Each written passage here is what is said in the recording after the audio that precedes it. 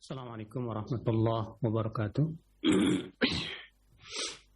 Innal hamdalillah nahmaduhu wa nasta'inuhu wa nastaghfiruh wa na'udzu billahi min shururi anfusina wa min sayyiati a'malina. Man yahdihillahu fala mudilla lahu wa man yudlil fala hadiya lahu. Asyhadu an la ilaha illallah wahdahu la syarika lahu wa asyhadu anna Muhammadan abduhu wa rasuluh. Qala Allah Ta'ala fi kitabihil karim, ya ayyuhalladzina amanu taqullaha haqqa tuqatih wa la tamutunna illa wa antum muslimun, amma ba'd. Saudaraku seiman, kita melanjutkan kembali kitab pembahasan kitab Sahih At-Targhib wa Tarhib. Sekarang kita masuk hadis yang ke-141, bab masih tentang bab celaan itu berjidal. Wa an Abi Umamah radhiyallahu anhu qala Rasulullah sallallahu alaihi wasallam, ma dhalla qaumun ba'da huda kanu alaihi illa utul jadal. ثم قرأ ما ضربوه لك إلا جدلا. Nabi SAW bersabda, tidaklah suatu kaum tersesat setelah hidayah yang dahulu mereka berada di atasnya, kecuali akibat mereka suka berjidal. Kemudian Nabi SAW bersabda, ma dharabuhu laka illa jadala. Tidaklah mereka memberikan perumpamaan atau analogi untukmu kecuali sebatas untuk menjidalmu. Hadis ini, saudaraku sekalian, menunjukkan betapa jidal itu tercela dalam Islam. Karena saudaraku sekalian, sesuatu yang sudah jelas dalam agama, bahwasanya itu adalah merupakan perkara yang ada dalam Al-Quran dan hadis Nabi Sallallahu Alaihi Wasallam, kemudian masih saja diperdebatkan, itu menunjukkan bahwa sebetulnya mereka tidak punya taslim dalam hati mereka. Kalaulah mereka berjiwa taslim, apa itu taslim? Itu menyerahkan diri semuanya kepada Allah Subhanahu wa taala. Tentu mereka tidak akan banyak berdebat. Mereka akan mengimaninya. Mereka berusaha untuk mengaplikasikan di dalam kehidupan mereka. Adapun kemudian malah menjadikan sebagai bahan perdebatan. Maka yang seperti ini, saudaraku sekalian, penyebab daripada kesesatan. Oleh karena itulah Nabi SAW mengatakan, ma dhalla qaumun, tidaklah suatu kaum tersesat setelah mereka diberikan hidayah yang dahulu mereka di atasnya. Tadinya sudah dapat hidayah, sudah diberikan keterangan dari Al-Quran dan hadis Nabi SAW, yang seharusnya kewajiban mereka adalah sami'na wa ata'na. Kewajiban mereka adalah untuk taslim kepada perintah Allah dan perintah Rasulnya Sallallahu Alaihi Wasallam. Tapi kemudian mereka malah memperdebatkannya. Akibatnya apa yang terjadi? Yang terjadi adalah mereka pun tersesat jalan. Kemudian Nabi SAW membawakan surat Az-Zukhruf ayat 58 itu. Ma dharabuhu laka illa jadala bal hum qaumun khasimun. Mereka tidaklah memberikan analogi itu untukmu kecuali sebatas untuk berjidal saja, berdebat. Sebetulnya mereka itu orang-orang yang suka berdebat gitu. Makanya saudaraku sekalian, perkara yang sudah jelas dari agama, jelas dalilnya Al-Quran, hadisnya, apalagi itu sudah menjadi ijma' para ulama, Sudah tidak perlu diperdebatkan lagi. Memperdebatkan sesuatu yang sudah jelas ini adalah merupakan perkara yang menjadi penyebab ya kesesatan seorang hamba. Ya, karena sudah kita sebutkan tadi bahwa kewajiban seorang muslim adalah apa? Kewajiban seorang muslim adalah taslim. Ya. Menyerahkan diri kepada Allah dan Rasul-Nya. Kalau ada sesuatu yang dia tidak fahami, tanya kepada ulama, kepada yang alim. Baca kitab-kitab para ulama yang sudah mensyarah maknanya. Adapun kemudian itu diperdebatkan, itu menunjukkan akan adanya apa? Ya, hati kita yang dipenuhi dengan syubhat dan keraguan. Nasallallahu salamata wal afiyah. Kemudian kita masuk hadis yang ke-142. Hadis yang tadi dikeluarkan oleh Tirmidzi, Ibnu Majah, dan Tirmidzi mengatakan hadis hasan sahih. Hadis 142 an Aisyah radhiyallahu anha qalat qala Rasulullah sallallahu alaihi wasallam inna abghadar rijali ila Allahil aladul khasim. Rahul Bukhari wa Muslim wa Tirmidzi wa Nasa'i. Sesungguhnya orang yang paling dibenci oleh Allah. Siapa itu? Orang yang paling dibenci oleh Allah itu. Al-alad. Al-alad itu ya artinya ya dari kata apa namanya? Lad. Al-alad itu ladud. Kata Imam Nawawi, al-alad syadidul khusumah. Sangat suka bertengkar. Ma'khudun min ladidail wadi wa huma janibah li'annahu kullama ihtajja alaihi bihujjah akhadha fi janibin akhar. Ya. Diambil dari kata-kata ladidai al-wadi, yaitu dua tepinya. Kenapa demikian? Karena setiap kali ditegakkan hujah, dia mencari celah lain. Ya, ketika dia celah itu kalah, cari celah lain untuk menyerang musuh, menyerang lawan. Kalau di situ sudah tegakkan hujah lagi, cari. Ya, kelemahan lawan untuk memang tujuannya adalah untuk mengalahkan lawan, bukan untuk mencari kebenaran. Ini namanya al-alad. Ya, syadidul khusumah kata Imam Nawawi rahimahullah dalam kitab syarah Sahih Muslim.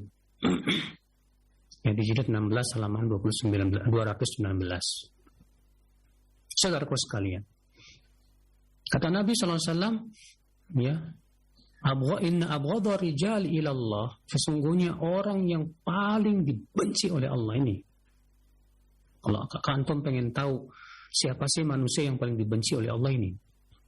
Yang pertama al-alad, yang suka bertengkar. Al-khasim. Apa itu al-khasim? Kata Imam Nawawi, fahuwa al-hadik bil khusumah. Wal madmum hiya al-khusumah bil batil fi raf'i haqqin aw isbati batil. Itu orang yang pandai berdebat.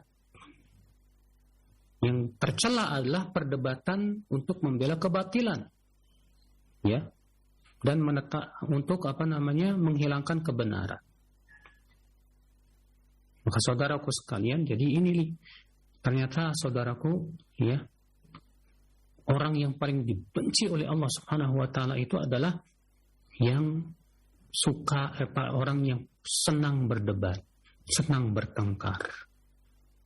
Ya, yang tujuannya bukan untuk mencari kebenaran, akan tetapi tujuannya untuk sebatas untuk memojokkan lawan, mengalahkan lawan. Subhanallah. Maka dari itulah hati-hatilah ya, kalau kita mendapatkan orang seperti ini. Ya. Setiap kali kita bawakan dalil hujah dan ternyata sebetulnya dia sudah tidak punya hujah lagi, cari lagi dia. Ya, sisi yang lain untuk bisa mengalahkan kita.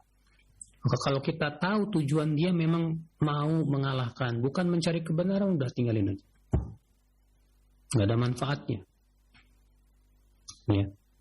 Nah, tujuan berdebat adalah untuk yang pertama apa? Mencari kebenaran. Yang kedua membela kebenaran dan menghancurkan kebatilan. Kemudian saudaraku sekalian kita masuk hadis 143.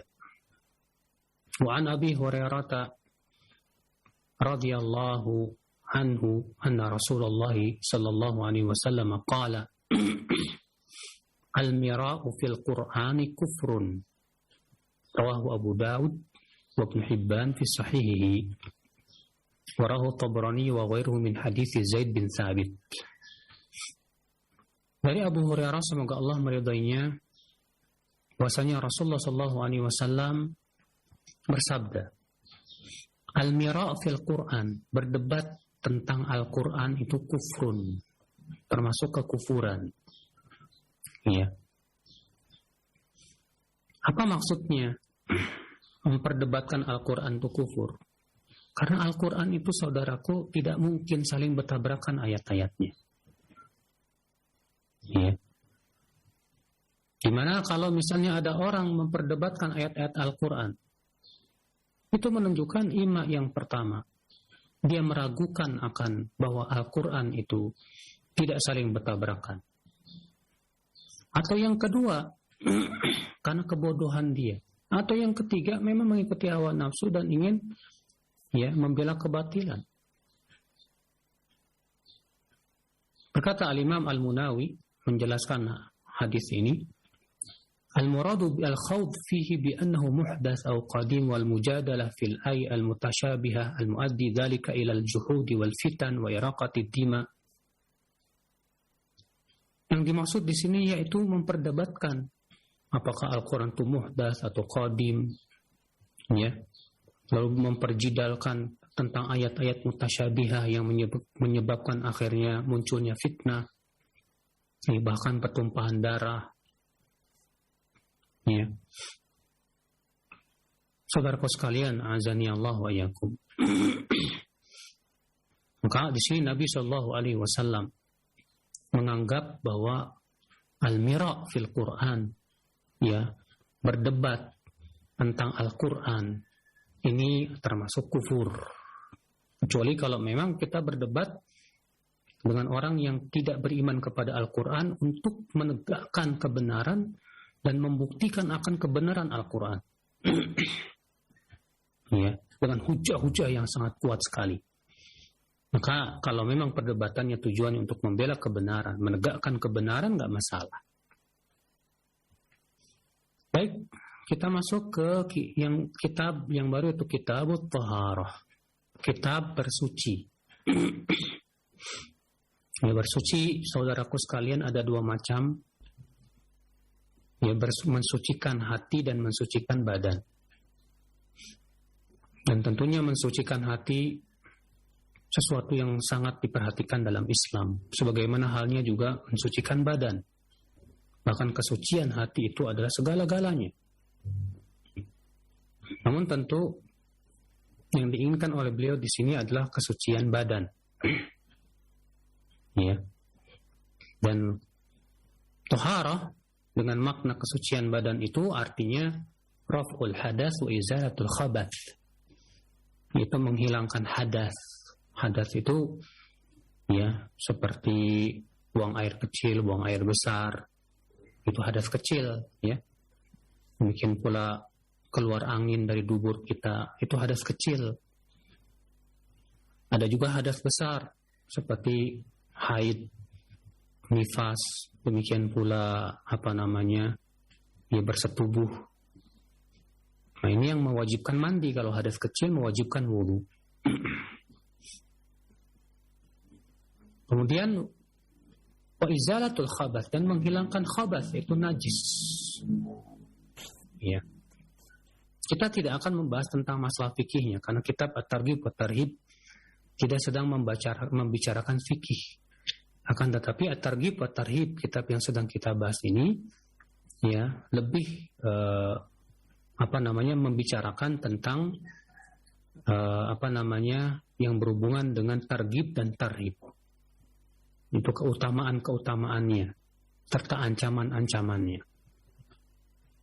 Kata beliau, at-tarhib min at-takhalli ala turuqin nas aw dhillihim aw mawaridihim wa targhib fil inhirafi an istiqbal al-qiblati wa istidbariha. Ancaman dari buang air besar di tempat jalan lalu lalang orang atau di tempat mereka berteduh atau di tempat mereka mengambil air, dan anjuran ya untuk tidak menghadap kiblat dan membelakanginya ketika buang air.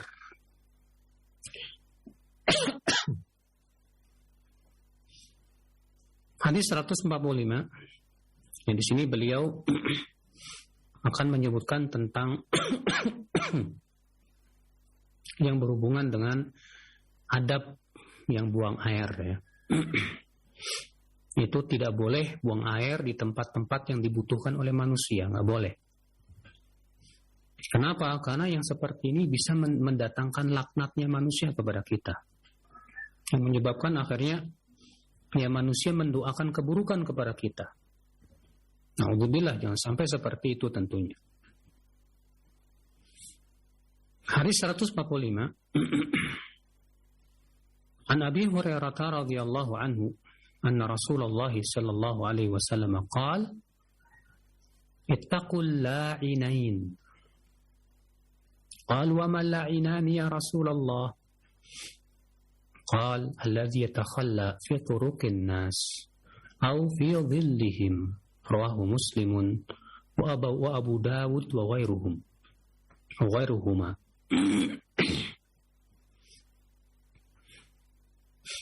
Dari Abu Hurairah, semoga Allah meridainya, bahwa Rasulullah sallallahu alaihi wasallam bersabda,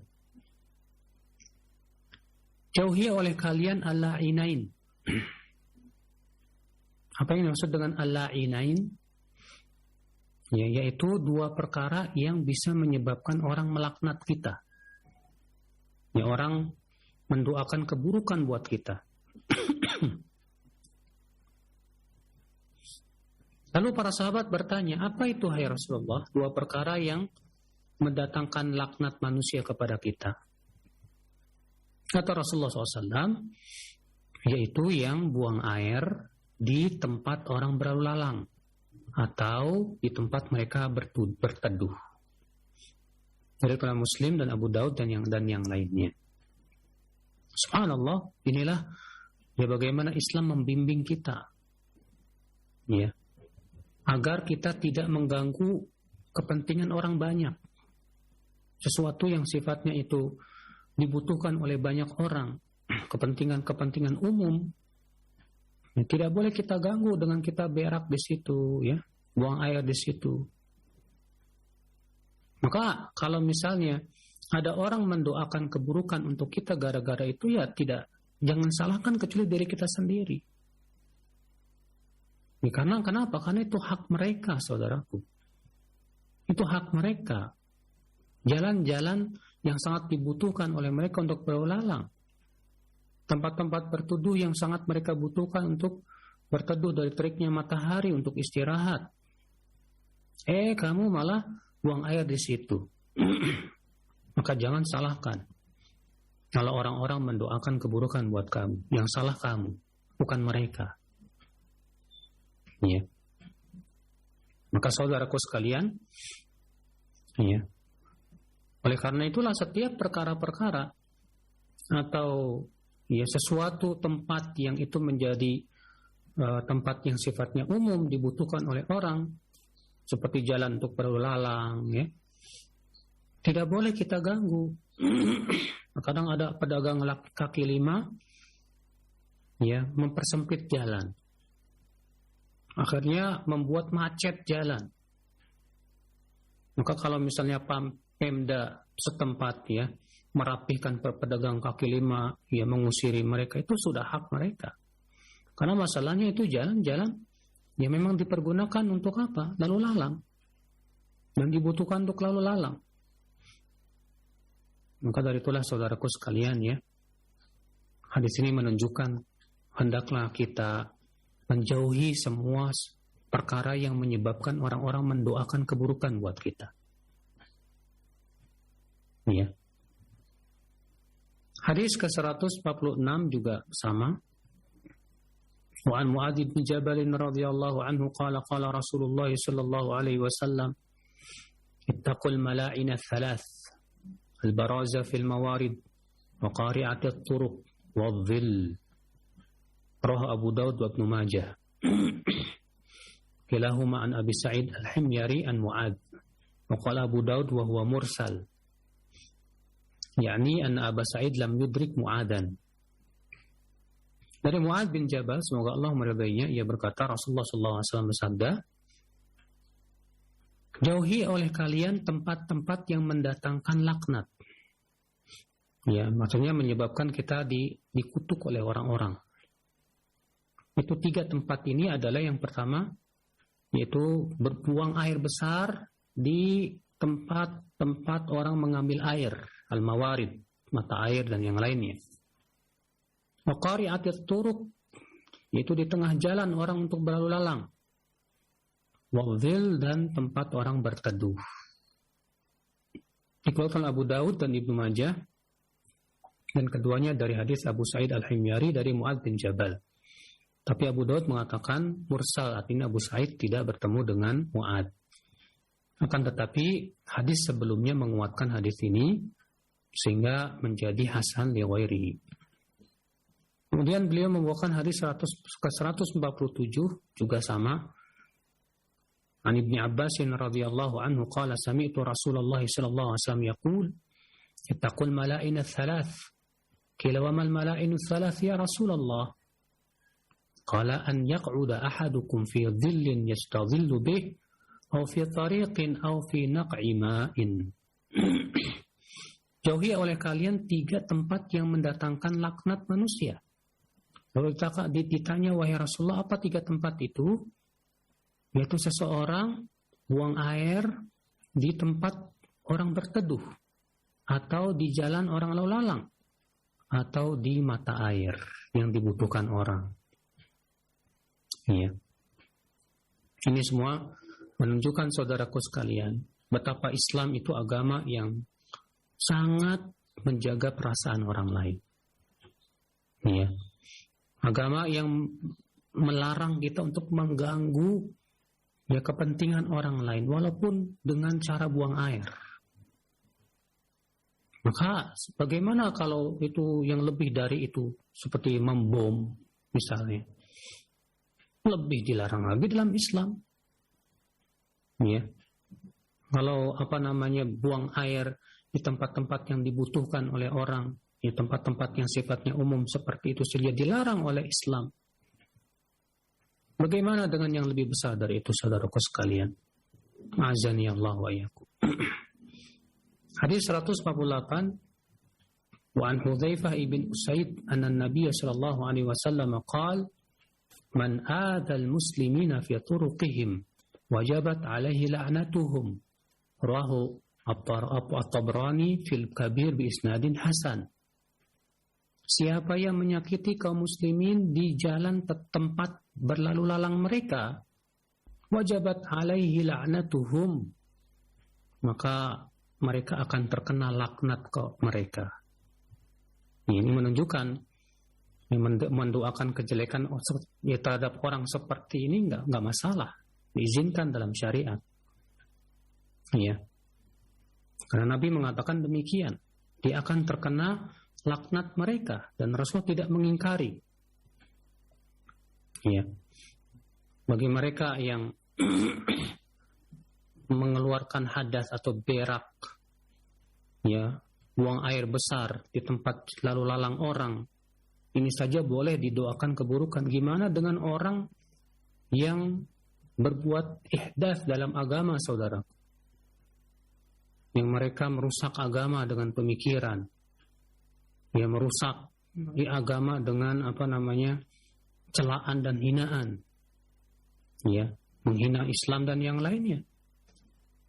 Maka dari itulah hati-hatilah saudaraku sekalian, azani Allah.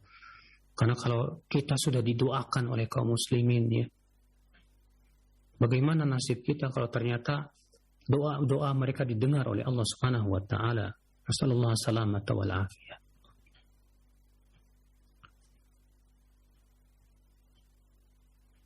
Baik, saya kira cukup sampai di sini ya. Kita buka tanya jawab. Wabillahi taufik. Naam. Baik, syukran jazakallahu khair atas pembacaan dan penjelasan hadis-hadis di kitab Sahih Targhib wa Tarhib ini. Mudah-mudahan apa yang beliau sampaikan, apa yang Al-Ustaz sampaikan dapat kita ambil faedahnya, dan tentunya kita dapat mengamalkan apa yang telah kita dapatkan dari ilmu yang telah disampaikan. Baik, untuk selanjutnya kami buka sesi interaktif, sesi soal jawab. Baik, yang pertama kami ajukan terlebih dahulu di layanan pesan singkat Ustaz. Ada pertanyaan. Assalamualaikum warahmatullahi wabarakatuh. Penanya yang tidak disebutkan nama dan tempatnya. Ya Ustaz, apakah boleh kita mendoakan untuk orang-orang yang suka berkelahi dan membuat keributan serta memeras masyarakat itu supaya cepat mati Ustaz? Mohon penjelasannya. Pertama, ya, mendoakan orang-orang seperti itu dengan keburukan pada asalnya boleh saja. Dan sudah kita jelaskan tadi hadis yang kita sedang bahas tadi mengenai orang yang buang air besar di jalan tempat orang baru lalang. Kalau itu saja diizinkan, didoakan keburukan oleh mereka yang baru lalang, ya. Bagaimana dengan orang yang menyakiti dengan merampok, memeras, dan yang lainnya? Maka boleh mendoakan keburukan untuk mereka. Namun, tentunya yang lebih baik adalah kita doakan hidayah, agar mereka mendapatkan hidayah, mendapatkan kebaikan. Sambil juga kita laporkan kepada yang berwajib, ya, dari kepolisian dan yang lainnya, ya, supaya diamankan orang-orang seperti itu. Ya, demikian wallahu a'lam. Iya, baik, syukran jazakallahu khair atas jawabannya. Demikian, dan selanjutnya yang kedua kami ajukan kembali pada pertanyaan mengenai pedagang yang mempersempit jalan Ustaz. Apakah jika kita membeli barang dagangannya termasuk atau telah tolong menolong dalam perbuatan dosa dan keburukan? Mohon penjelasan dan nasihatnya. Kalau kita membeli dagangannya, apakah kita termasuk tolong menolong? Ya. Kalau memang di situ ada barang-barang yang sangat kita butuhkan dan kita mau beli di situ, bagus, silahkan, nggak apa-apa. Tapi sambil memberikan nasihat. Dan kita katakan kepada dia, Pak, kalau bisa jangan mempersempit jalan, karena ini ya jalan umum. Sampaikan dalilnya, ya, bahwa ini tidak boleh dalam Islam. Ya, mengambil hak jalan umum dalam Islam itu nggak boleh. Ya, menjual belinya sah. Tapi kalau misalnya kita bisa mencari toko lain yang tidak di situ untuk memberikan pelajaran kepada mereka agar mereka tidak mengambil hak ya orang lain, bagus. Udah nggak usah belanja beli di toko-toko kaki lima yang bisa yang mengganggu kepentingan umum seperti itu. Beli aja tempat toko-toko yang lain yang ada di dalam pasar banyak. Cuma kan terkadang kita malas untuk masuk ke dalam pasar karena becek lah atau jauh lah dan yang lainnya.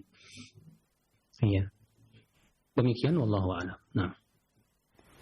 Baik, syukran jazakallahu khair atas jawabannya. Demikian, dan selanjutnya yang ketiga kami ajukan kembali di layanan pesan singkat. Ada hamba Allah yang berada di Batam.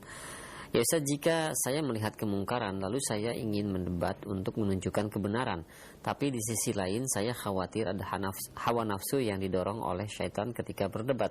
Manakah yang lebih saya dahulukan, mencegah kemungkaran atau menahan diri untuk mendebat kemungkaran tersebut Ustaz? Barakallahu fiik. Kalau antum memang pertama punya keilmuan untuk mendebat dia, dan tujuannya adalah untuk membela kebenaran, ya, maka silahkan antum berdebat dengan tujuan seperti itu, sambil antum menahan amarah dan emosi. Karena para ulama mengatakan bahwa syarat orang yang ingin mengingkari kemungkaran apa? Yang pertama, an yakuna aliman bima ya'mur, aliman bima yanha. Berilmu tentang apa yang hendak dia perintahkan atau berilmu tentang apa yang hendak dia larang. Yang kedua, ya, punya sifat sabar. Yang ketiga, punya sifat halim. Apa itu halim? Itu dhaqtun nafs inda haijanil ghadab. Mampu untuk menahan emosi, ya, ketika marah. Kalau kita misalnya tidak bisa menahan emosi kita, dan kita khawatir nih ketika saya berdebat, malah kemudian berantem dan yang lainnya, ya lebih baik jangan. Kalau kita tahu diri kita orangnya temperamenan misalnya, kita tahu bahwa kita ini orangnya tidak bisa menahan emosi misalnya, sehingga akhirnya khawatir malah timbul mudarat yang lebih besar, maka pada waktu itu nggak masalah kita langsung pergi aja, ya. Tapi hati kita mengingkarinya. Demikian Allah wa'ala. Nah, ya, baik, syukran jazakallahu khair atas jawaban Ustaz. Demikian 3 pertanyaan telah kami ajukan di layanan pesan singkat, dan selanjutnya kami berikan kesempatan untuk Anda yang ingin bertanya langsung di layanan telepon. Halo, Assalamualaikum warahmatullahi wabarakatuh. Waalaikumsalam warahmatullahi wabarakatuh. Dengan Ibu siapa, di mana? Saya Umu Ansari dari Rengat. Ya, silahkan pertanyaannya. Assalamualaikum Ustaz. Waalaikumsalam warahmatullahi wabarakatuh. Nah, silahkan. Dalam rangka untuk menahan emosi, saya mencoba untuk lebih banyak puasa sunnah. Jadi puasa sunnah itu kita mencoba untuk puasa Daud itu. Apakah di dalam berpuasa Daud kita masih bisa mengamalkan puasa Senin Kamis atau puasa Yaumul Bid? Gimana caranya Ustaz? Ini dalam rangka untuk melembutkan hati gitu. Ya. Nah. Jazakallah khairan. Oh, ya. Assalamualaikum warahmatullahi wabarakatuh. Waalaikumsalam warahmatullahi wabarakatuh. Ya, silakan Ustaz. Orang yang sudah puasa Daud, Ibu tidak perlu puasa yang lain lagi. Sebab kalau Ibu puasa Daud juga, puasa Senin Kamis juga, puasa Ayyamul Bid juga, nanti puasa Daudnya bentuknya jadi kacau. Nah, puasa Daud itu kan sehari berpuasa, sehari enggak. Sehari berpuasa, sehari enggak. Sekarang kalau Ibu puasa Senin Kamis juga kacau jadi. Yang kedua, Nabi SAW ditanya tentang puasa yang paling utama. Maka Nabi mengatakan puasa Daud. Lalu Nabi ditanya lagi, adakah yang lebih utama dari puasa Daud? Kata Nabi apa? La afdal min dzalik. Tidak ada yang lebih utama dari puasa Daud. Maksudnya ya, dari puasa sunnah maksudnya ya. Berarti puasa Daud itu lebih utama dari puasa Senin Kamis, lebih utama daripada puasa apa? Ayyamul Bid. Maka itu sudah sangat mencukupi. Jadi kalau misalnya Ibu sudah melaksanakan puasa Daud, cukupkan dengan puasa Daud, sudah tidak perlu lagi untuk puasa Senin Kamis ataupun puasa Ayyamul Bid. Demikian wallahu a'lam. Nah, baik. Jazakallahu khair untuk jawabannya. Demikian untuk Ibu yang berada di Rengat. Dan selanjutnya silahkan. Assalamualaikum warahmatullahi wabarakatuh. Waalaikumsalam warahmatullahi wabarakatuh. Dengan Bapak siapa, di mana? Rizal di Singkawang kali. Pak Rizal di Singkawang. Nah, silahkan. Barakallahu fiik Ustaz. Awal Ustaz, ana ingin menanyakan tentang lapas doa. Allahumma inni a'udzubika an usyrika bika wa ana a'lamu wa astaghfiruka lima la a'lam. Itu kan untuk anak pribadi Ustaz. Apakah ada redaksi untuk mendoakan kedua orang tua, istri, anak atau sebagian saudara yang mereka berbuat syirik Ustaz? Mohon nasihatnya. Sekian, jazakallahu khairan. Assalamualaikum warahmatullahi wabarakatuh. Waalaikumsalam warahmatullahi wabarakatuh. Silakan Ustaz. Saya belum menemukan dalil secara khusus ya.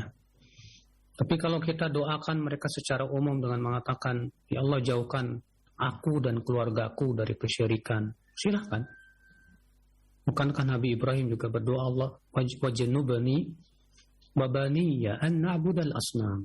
Ya Allah, jauhkan aku dan anak-anakku ya untuk menyembah berhala.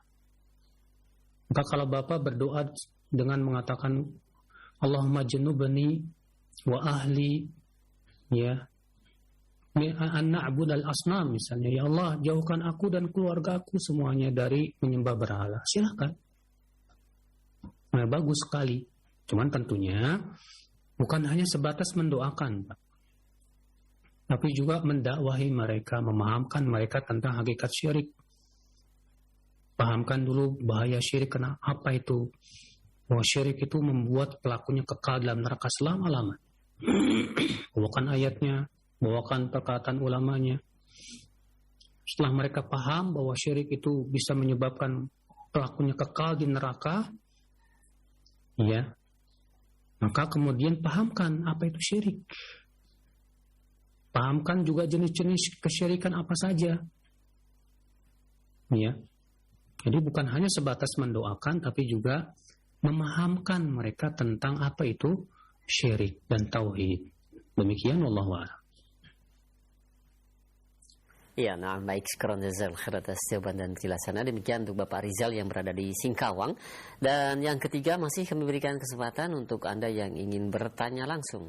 Assalamualaikum. Waalaikumsalam warahmatullahi wabarakatuh. Dengan siapa, di mana? Bapak Gunawan. Bapak Gunawan di mana? Di Jakarta. Di Jakarta. Silahkan Pak Gunawan. Begini Pak Ustadz, yang mau saya tanyakan tadi mengenai mendoakan orang lain dengan keburukan karena dia berbuat itu dibuang kotoran di jalan, itu saya sudah insya Allah sudah paham.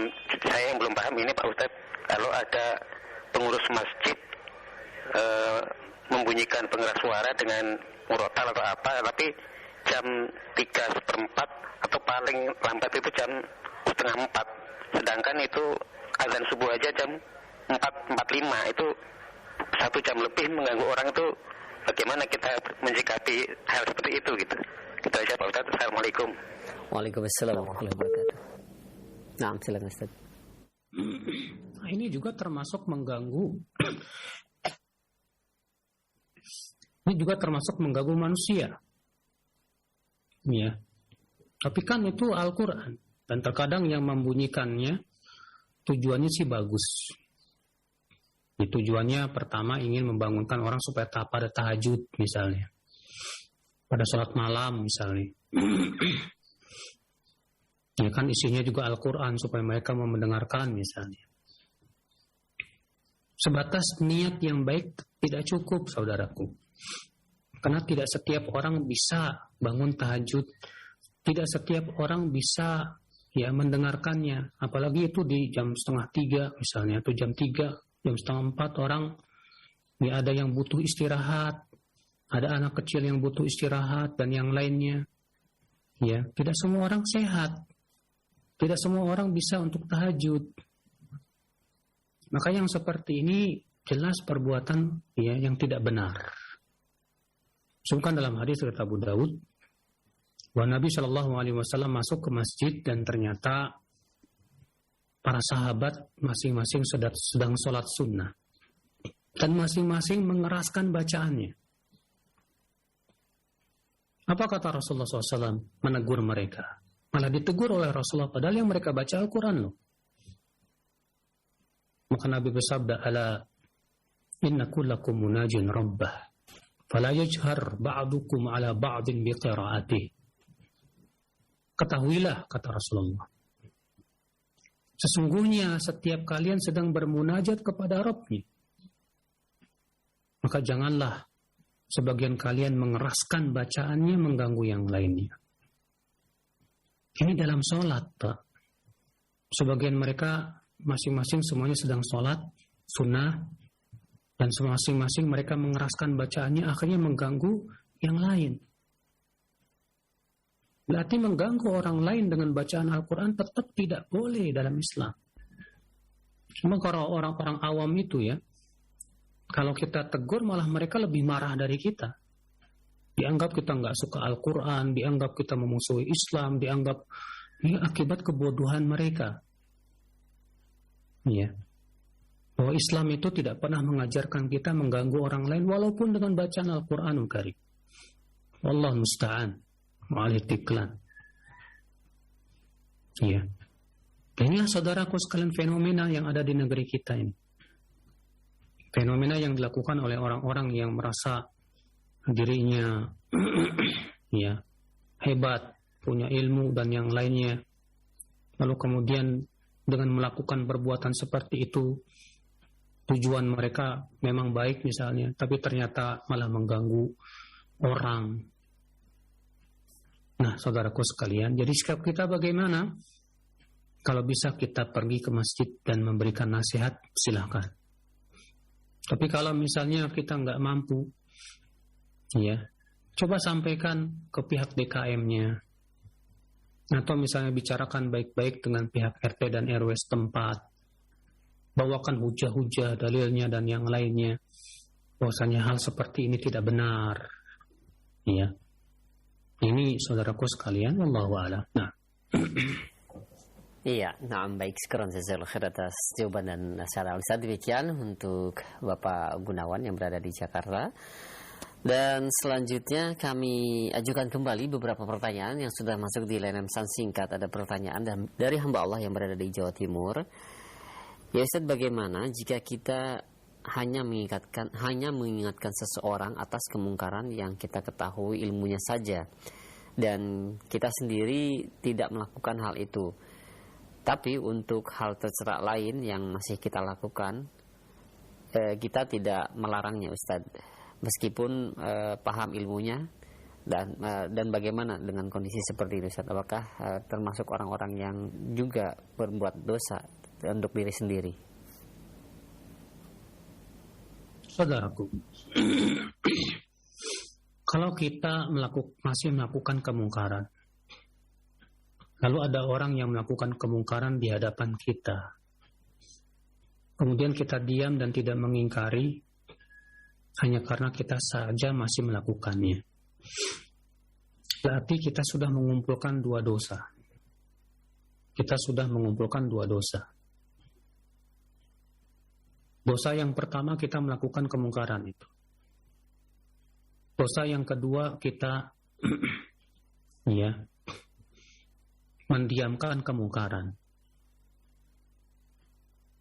Maka dari itu Syekh Abdurrahman As-Sa'di mengatakan bahwa kita walaupun masih melakukan kemungkaran itu, tetap kita disyariatkan untuk mengingkari kemungkaran sambil kita berusaha untuk meninggalkannya. Karena ketika kita mengingkari kemungkaran itu insya Allah menjadi sebab ya kita bisa meninggalkan kemungkaran itu. Biiznillah. Ya. Adapun kemudian kita diam 1000 bahasa hanya karena saya saja masih melakukannya, maka berarti kita sudah mengumpulkan dua dosa sekaligus. Ya, demikian wallahu a'lam. Nah. Ya, baik. Syukran jazakallahu khair atas jawaban dan nasihat Ustaz. Demikian untuk yang bertanya. Dan selanjutnya kami ajukan kembali. Ada pertanyaan. Ya Ustaz, bagaimana dan apa yang harus saya lakukan karena semenjak saya hijrah dan mulai menjalankan sunnah, saya dimusuhi oleh saudara kandung saya. Saya dianggap sesat karena di kampung saya tidak ada yang mengenal sunnah selain saya. Contohnya, saya tidak lagi menghadiri acara-acara yang bukan bagian dari agama ini Ustaz. Mohon nasihat dan jawabannya. Sabarlah saudaraku. Keterasingan antum itu pahalanya besar sekali. Rasulullah bersabda, innal islama bada'a qariban wa sayaudu qariban. Aquba lil ghuraba. Sesungguhnya Islam dimulai dalam keadaan asing dan akan menjadi kembali asing. Tuba. Tuba, apa itu tuba? Dalam sebuah riwayat mengatakan bahwa itu adalah pohon di surga yang bayangannya saja ditempuh oleh orang sampai 100 tahun gak putus-putus. Di mana Tuba ini adalah ya tempat asal pakaian penduduk surga itu dari situ. Maka tuba buat siapa? Lil ghuraba, orang-orang yang terasing. Terasing karena apa? Karena menegakkan sunnah Nabi, mengikuti sunnah Nabi. Dalam satu ayat yang lain Nabi dia menyebutkan siapa itu orang-orang yang terasing, alladzina yuslihuna ma afsadan nas. Itu orang-orang yang berusaha untuk memperbaiki apa yang sudah dirusak oleh manusia dari agama ini. Ya, yang kemudian akibatnya ia menjadi terasing dalam akidahnya, terasing dalam cara ibadahnya, terasing di dalam cara sholatnya, terasing dalam cara berpakaiannya. Maka keterasingan antum itu Masya Allah pahalanya besar. Ya. Makanya Rasulullah ketika menyebutkan tentang akan munculnya fitnah yang dahsyat di akhir zaman, ternyata Rasulullah memberikan pahala yang besar juga. Bahwa orang yang mengamalkan sunnah Nabi di masa itu pahalanya sama dengan 50 sahabat yang mengamalkan sunnah tersebut. Iya. Dan Nabi juga bersabda, ibadatun fil harji kahijratin ilai. Beribadah di masa-masa penuh fitnah itu sama pahalanya dengan hijrah kepada. Maksudnya ibadah yang dimaksud di sini yang sesuai dengan sunnah Rasul Sallallahu Alaihi Wasallam tentunya. Makanya ini kabar gembira buat antum yang terasing.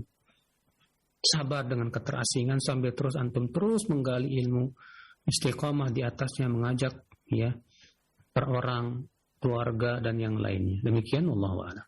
Semoga Allah memberikan kepada antum istiqamah, kekuatan, kesabaran dan diberikan oleh Allah Subhanahu wa taala taufik. Ya. Allahu a'lam. Nah, baik. Syukran jazakallahu atas jawaban Al-Ustaz. Demikian ya untuk yang bertanya di layanan pesan singkat, dan selanjutnya kami ajukan kembali ada pertanyaan mengenai buang kotoran di tempat umum, dan ini ada pertanyaan mengenai meludah, Ustaz. Apakah benar kita dilarang meludah ke arah kiblat, Ustaz? Mohon penjelasannya. Ada dua hadis. Hadis yang pertama menyebutkan itu di dalam sholat. Dan hadis yang kedua menyebutkan secara mutlak. Ya. Dalam hadis man tafala ya qibala al-qiblah ja'at tiflatu yaumal qiyamah baina 'ainai. Kama qala. Siapa yang meludah ke kiblat, maka pada hari kiamat nanti dia akan datang dalam keadaan ludahnya nempel di antara dua matanya. Dalam satu riwayat yang lain, dalam hadis yang lain, itu dalam sholat.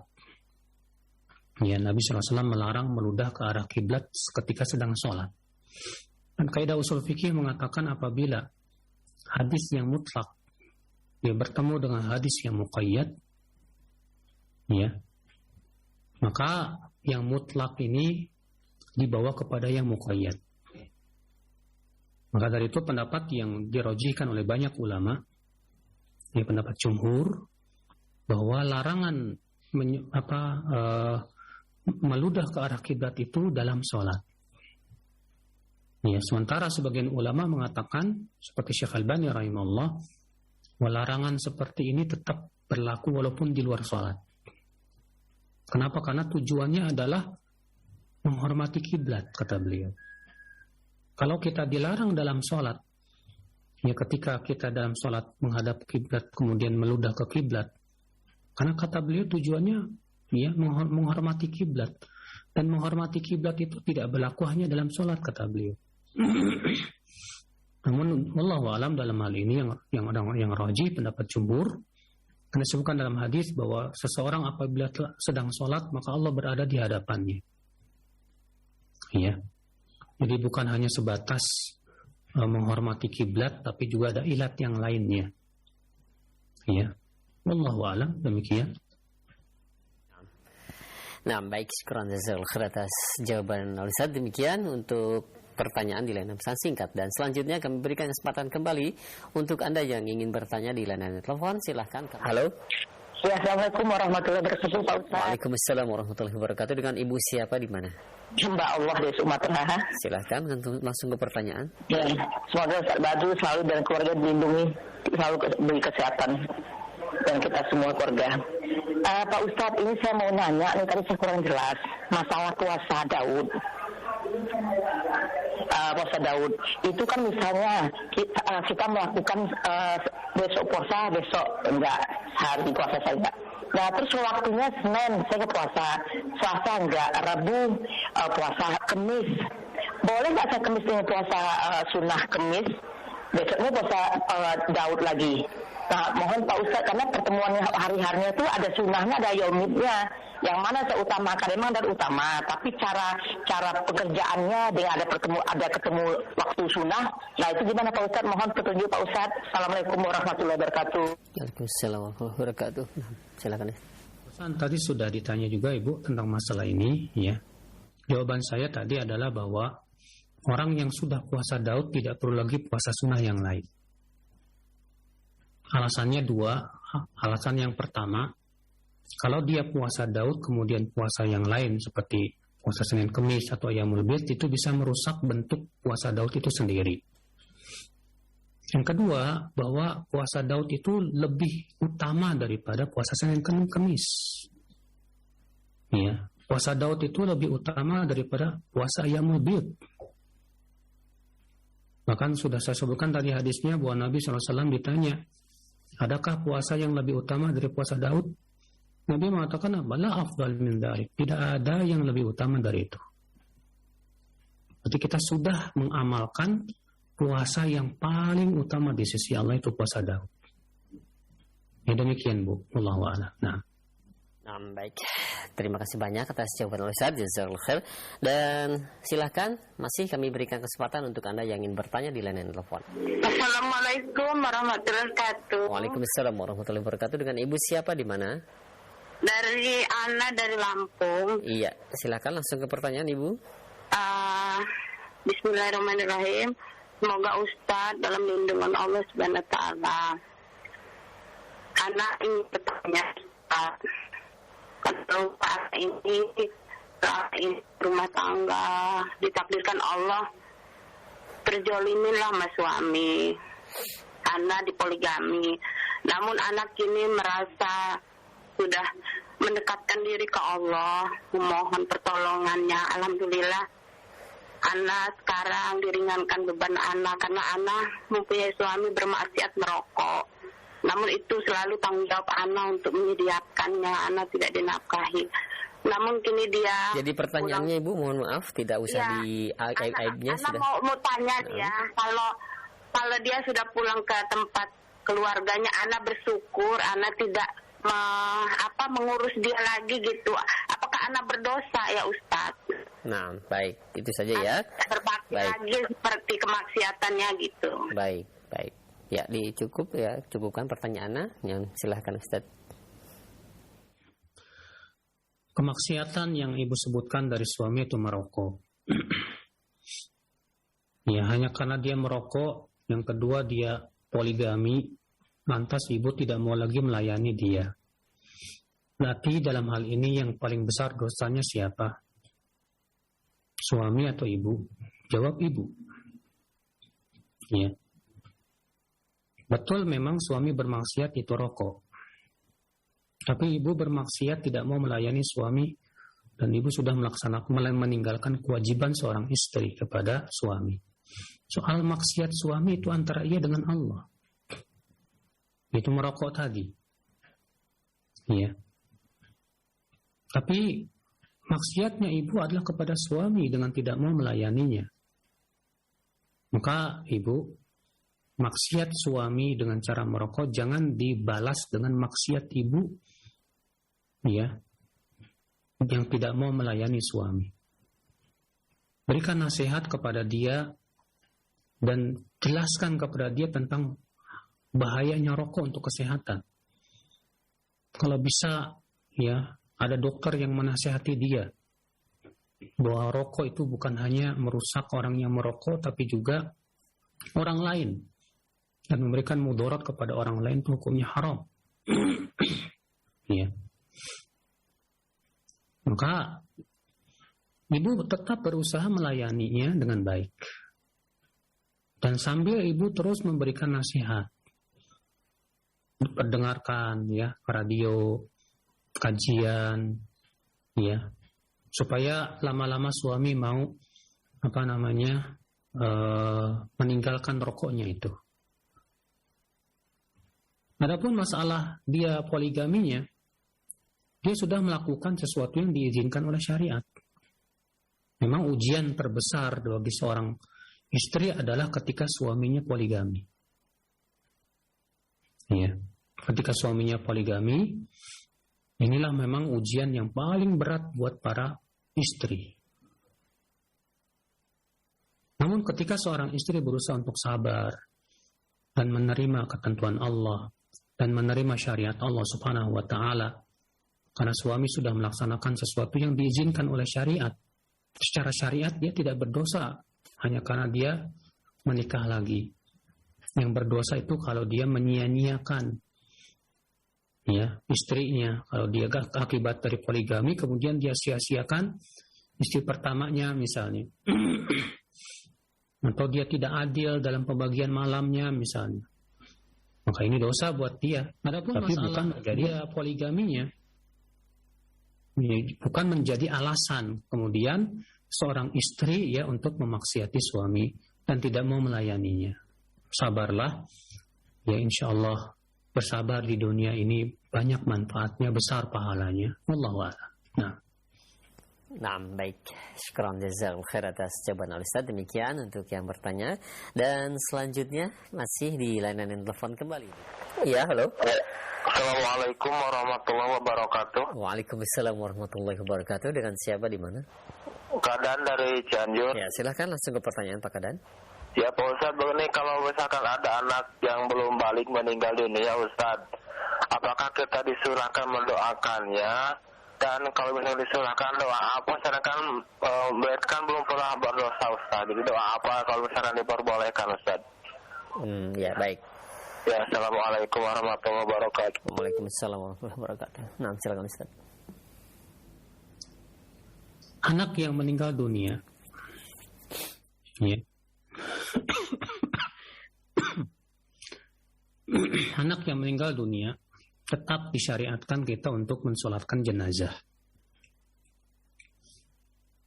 Ya, seperti halnya orang yang dewasa.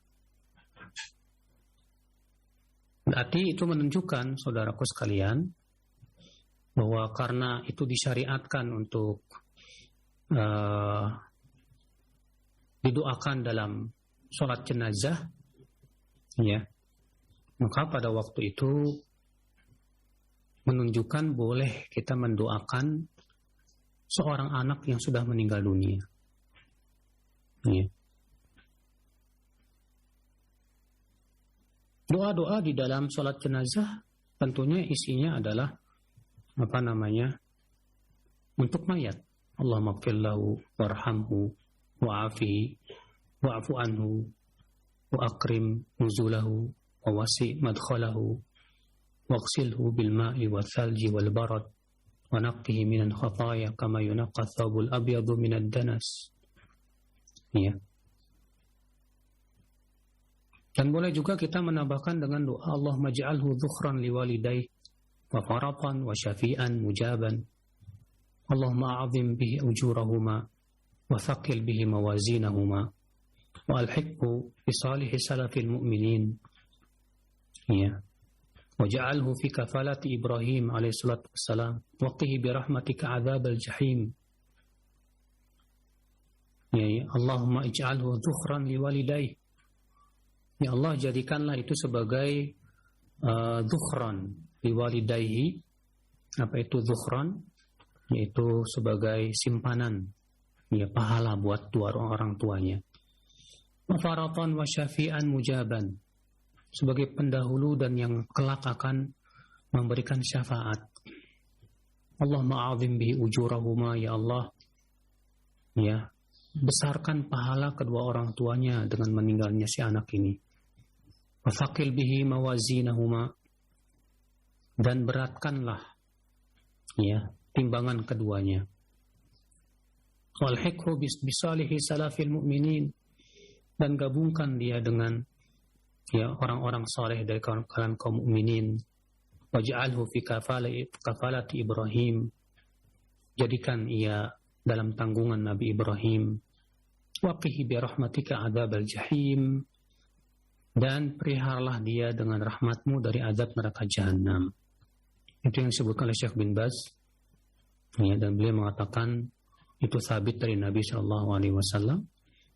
Walaupun memang sebagian ulama mengatakan ya bahwa doa khusus untuk anak tidak ada yang sahih, akan tetapi wallahu alam, ya, kalau kita doakan dengan doa yang tadi itu bagus sekali, wallahu alam. Nah, kita cukupkan sampai di sini. Semoga yang saya sampaikan bermanfaat. Yang benar itu semuanya dari Allah, dan yang salah itu dari kekurangan ilmu saya. Mohon maaf bila ada kata-kata yang tidak berkenan di hati. Wabillahi taufik. Subhanakallah bihamdik. Asyhadu an la ilaha illa anta astaghfiruka wa atubu ilaik. Assalamualaikum warahmatullahi wabarakatuh.